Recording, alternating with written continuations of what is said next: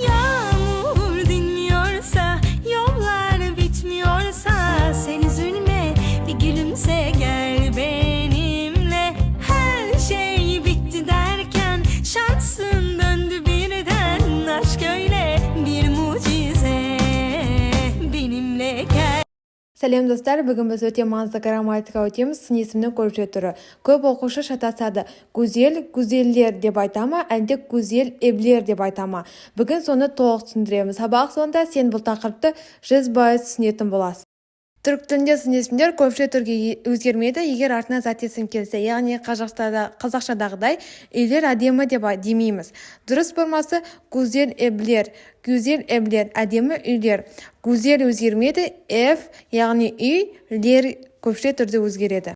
Қашан лар қосылады. Егер сын есім жеке тұрса, яғни зат есімсіз қолданылса, онда көпше жалғау жалғанады. Мысалы, гүзеллер burada, әдемілер осында, зеңгінлер парки yaşıyor, балалар басқаша өмір сүреді, gençler çok aktif, жастар өте белсенді.